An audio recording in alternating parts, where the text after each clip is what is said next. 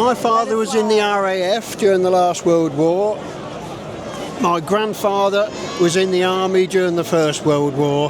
Now, for all I know, older relatives of mine might have fought against Napoleon and Philip II when he tried to take over Europe. So it's my turn, isn't it, you know? Hopefully, with Donald Trump back in the White House, the West will stand up for itself again. What I would dearly like to see is end the mullahs regime in Iran. The people of Iran have suffered enough. You know, people talk about Iran as though it's the people of Iran. Well, it isn't. You know, we've great sympathy for the people of Iran. Since 1979, you know, they've lived under an appalling dictatorship by these fake holy men. You know, they're not holy men. They're terrorists. They're thieves. You know, Khomeini and all the rest of them. And Israel is grossly misrepresented in the media. It has never made war on anybody. It's constantly under attack. The Labour government of 1948 tried really to strangle Israel at birth. Israel is much smaller than it should be. The Labour government gave territory to Jordan. They created this figment called Transjordan as a way of giving more land to the Arabs. It was more important to them.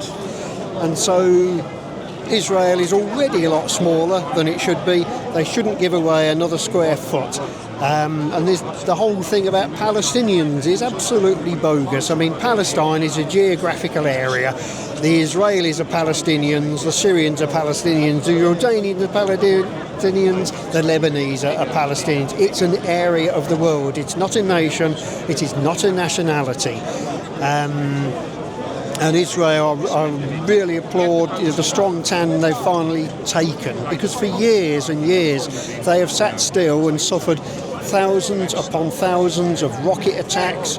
You can think right back to the 1960s, the attack on the Israeli athletic team at Munich when 13 Israeli athletes were killed. You know, year in, year out, Israel is attacked. And finally, Netanyahu said, well, we've had enough. We can't negotiate peace. We try and offer peace for land. We tried doing that. They withdrew every last person out of Gaza. They even removed the gravestones of dead Israelis from Gaza. They removed their presence entirely, and still they are attacked. Gaza is just there as a military base. It would actually be a lot better, whether it's run by Israel or run by America, not bothered. But that strip of land that closes off Israel from the coast would be much better, obviously not being run by a terrorist organisation, you know, whether it's Hamas, Hezbollah, the Houthis. They all begin with an H, don't they?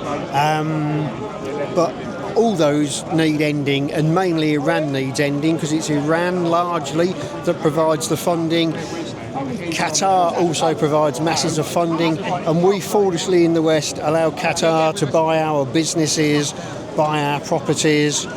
Basically, I think they buy our politicians. And that, unfortunately, is the downside of democracy. Democracy is a wonderful principle, but the downside is you can get people into office and into power who don't have the interests of the country at heart, and they come really, you get non-entities like John Major, Keir Starmer, a whole list of them, and they're sitting ducks. They're in a position where for a few short years, now you think of the people in Parliament at the moment, in 4 years' time most of them will not be in Parliament. Now, are they going to do the best for the people they represent in their constituencies, or will they think, how can I get some lucre in my hand? There's always a temptation to politicians to sell out to foreign interests, and you can see that America, for instance, under the Biden administration. I mean, Biden was never anything other than a thieving office boy. From the time he went into politics, I mean, he openly boasted of this. You know, he went to see the big guys and said, well, you know, what can I do? And the likes of Nancy Pelosi and Paul Pelosi, her husband, the Clintons, the Obamas, they go into office not rich. A few years later, they are multi-millionaires. Well, they don't get it honestly, you know.